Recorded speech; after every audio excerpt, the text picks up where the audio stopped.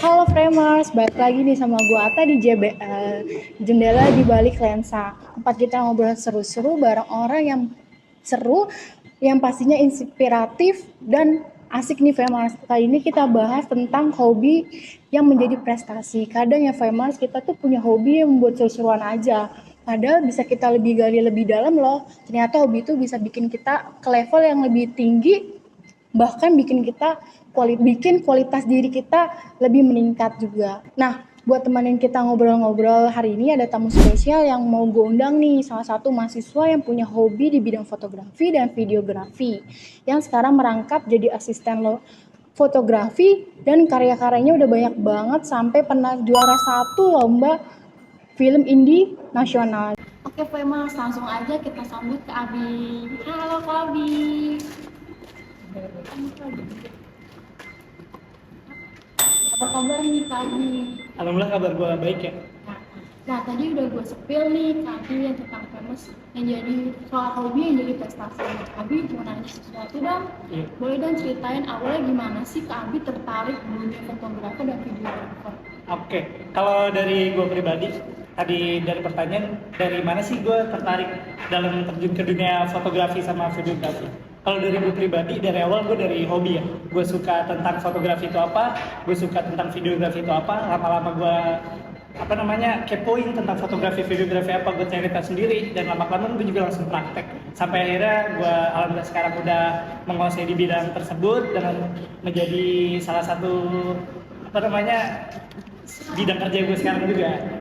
Apa hobi itu langsung dari kecil atau ada momen sesuatu yang bikin Kak Abi tuh tertarik sama fotografi dan videografi?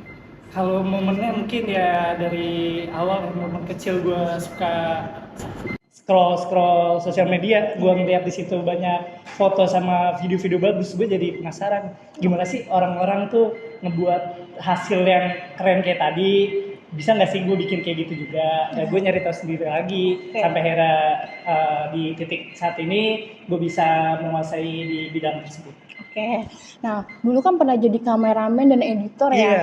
Gimana sih rasanya nge-handle dua peran itu dalam sekaligus gitu? Kalau gue pribadi, gue aman ya, karena gue suka juga dari yang tadi kameramen sama si editornya itu.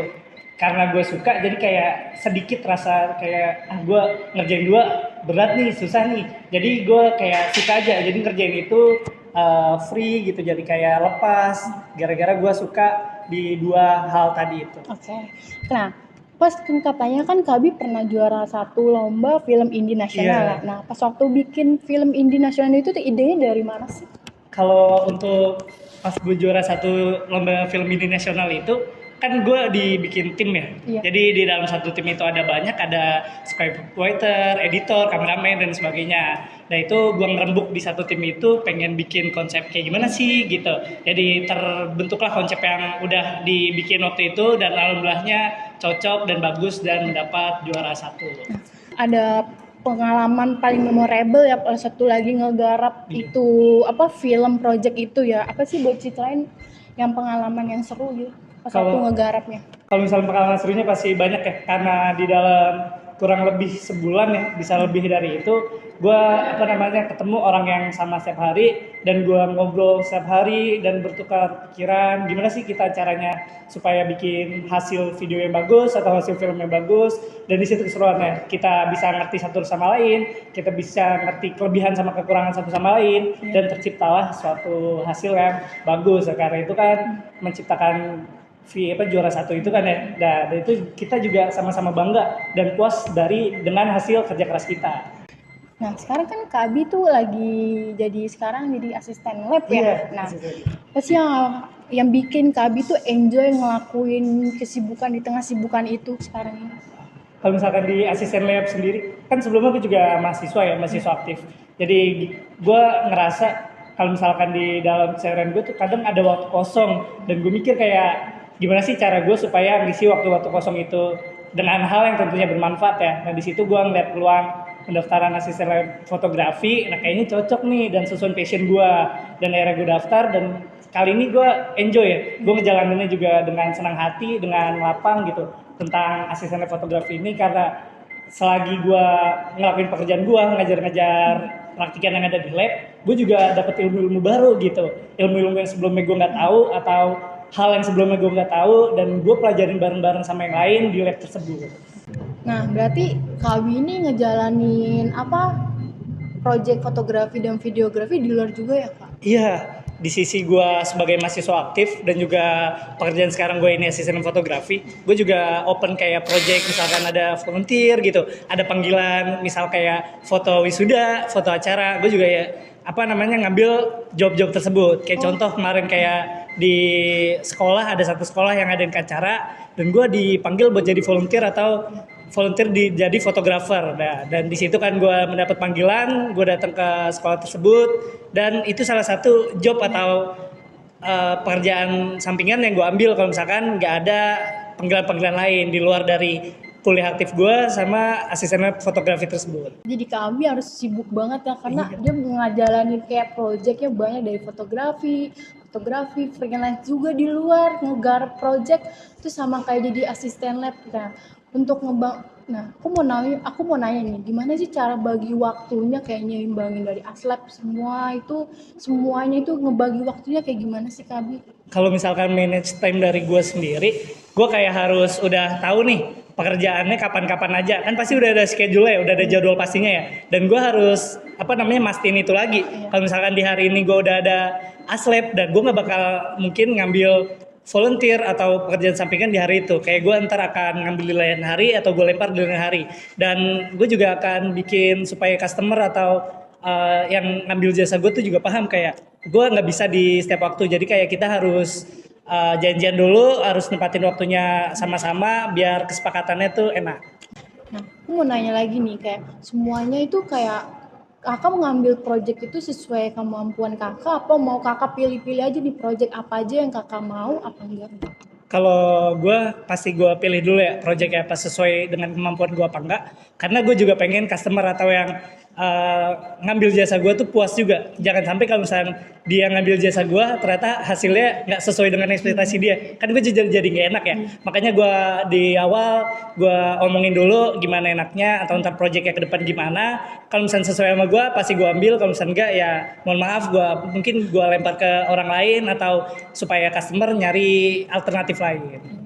Nah, buat di karir ke depannya itu kakak mau ngambil project yang sama atau bidang yang kakak suka, apa mau ngambil project yang lain kakak yang masih belum coba gitu? Kalau untuk kedepannya, untuk sekarang ini mungkin gue untuk kedepannya masih belum ada perkiraan pastinya ya. Kalau misalnya deket-deket ini mungkin gue masih pengen terusin di bidang project-project gue. Kan gue juga ada Instagram portofolio gitu. Mungkin kalau misalnya teman-teman ada yang pengen ngeliat atau pengen penasaran tentang hasil-hasil yang dari gue bikin gitu, ntar kalian bisa lihat sendiri. Dan gue pasti paling untuk belakangan ini bakal terusin project gue itu, atau mungkin ntar ada yang panggilan, volunteer dan lain sebagainya. Kayak kemarin acara gue yang di SMA itu, mungkin kayak gitu. Kalau misalnya ada yang tertarik atau ada yang minat dari jasa itu, bisa aja langsung booking atau kontak-kontakan aja.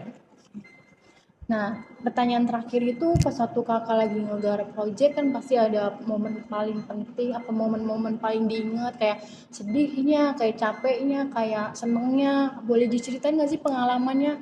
Ada yang bikin kesel pas waktu bikin project kan pasti ada ya, Iya. kayak dari yang datangnya telat, yang tag ulang terus-terusan, terus kayak ada yang kayak ngeyel gitu dikasih tahu, atau ada yang kayak baper gitu pas waktu dikasih tahu harusnya tag kayak ini terus ini gitu. Boleh diceritain ke famers gitu? Oke, kalau pengalaman pribadi gue ada ya, apalagi waktu itu yang paling memorable itu ketika gue ngegarap di lomba film indie tersebut ya. Iya. Di situ gue membutuhkan waktu lebih dari 1 bulan. Nah, di situ kan pasti kita banyak kegiatan ya di setiap harinya. Kita ngetek lah, banyak yang di tag ulang atau misalkan dari memori kamera korup. Itu pasti sangat ngebuat kita semua jengkel lah. Tapi di situ kita harus sama-sama ngerti, harus sama-sama profesional. Gimana sih caranya supaya hasil yang ntar dihasilin di akhir itu bakal perfect atau sesuai dengan keinginan kita, dan kita bareng-bareng ngobrolin, cari jalan collab sama-sama, dan dari diri kita masing-masing atau teman-teman kita yang ngegarap project yang sama juga harus ngerti dan harus saling memahami satu sama lain. Di sisi lain kalau misalkan gue sendiri open volunteer fotografi itu, mungkin ada yang vendor ngasih apa namanya alatnya dikasih dari vendor atau kita harus nyediain sendiri, itu juga pasti memorable juga di kita. Contohnya kayak waktu itu gue pernah volunteer di sunset di kebun, acara sunset di kebun. Waktu itu gue di Kebun Raya Bogor, dan itu alat itu kita yang nyediain. Jadi dari vendor tuh nggak nyediain. Jadi seneng juga sih kita bisa ngelihat apa namanya performance dari artis-artis secara langsung tanpa dipungut biaya. Tapi kita juga enjoy dengan hobi kita tersalurkan, lumayan kan buat foto-foto kita. Dan itu juga memorable banget karena konsep. Karena jadi pengalaman baru buat Iya, aku. konsep konsernya juga beda kan. Kalau konser biasa kan kayak di lapangan terbuka gitu. Kalau ini kan di sunset di kebun kan dia kayak di kebun raya gitu. Jadi di taman. Jadi kayak kalau gue sendiri dari hobi gue juga enak gitu, atau cocok momennya, momen yang berbeda, nggak sama kayak yang lain. Oke. Nah, buat famers, siapa tahu kalau ada yang mau tips and triknya dari Kak Abi tentang mau terjun ke videographer atau fotografer atau mau bikin project kayak Kak Abi ini, boleh diceritain Kak tips and triknya apa aja sih? Untuk teman-teman yang nonton ya, kalian bisa dari diri kalian sendiri, kalian suka tentang hobi yang kalian jalani saat ini. Mungkin kalau misalnya fotografi, kalian suka dulu tentang fotografi, otomatis kalian akan kepo sendiri, akan penasaran sendiri fotografi sama videografi seperti apa sih. Nah, kalian akan searching atau kalian explore sendiri, lama-lama paham, dan kalian juga pasti mikirnya kayak gimana sih caranya supaya menghasilkan dari hobi tersebut. Nggak cuma di fotografi, teman-teman juga bisa di hobi-hobi yang lain. Misalkan kalau sekarang ini kan banyak ya teman-teman yang suka game online gitu, Mobile Legends dan lain sebagainya. Kalian juga bisa cari apa namanya sisi baiknya, kalau sisi positifnya dari bermain game tersebut. Kalian bisa buka peluang menghasilkan dari hobi tersebut. Misalkan kalian suka game online, Mobile Legends, kan bisa open joki atau lain sebagainya. Dan di satu sisi kalian hobi di main game online tersebut, sisi lain juga kalian menghasilkan, ada sisi positifnya, nggak cuma main game sampai lupa waktu. Kalau misalnya kalian tidak tertarik di bidang fotografi, misalkan hobi-hobi lain juga pasti ada. Nah, kalian yang penting suka dulu, kalian penasaran, kalian explore sendiri gimana sih caranya lebih baik atau lebih positif dari hobi tersebut yang bisa contohnya menghasilkan gitu. Thank you banget buat Kak Abi ya, udah sharing cerita-cerita atau pengalaman yang super inspiratif hari ini bareng famous. Nah, kita jadi tahu nih kalau hobi itu nggak cuma jadi pelarian aja atau seru-seruan aja. Bisa kita seriusin, bisa jadi prestasi dan terus belajar. Nah, buat famers, ingat ya, setiap hobi yang kita punya itu pasti ada potensinya. Tinggal gimana caranya kita explore atau meraih kesempatan itu. Sampai ketemu lagi di episode JBL selanjutnya. Tetap semangat, tetap berkarya, karena dari cerita semua bisa menjadi nyata. Bye-bye, famers.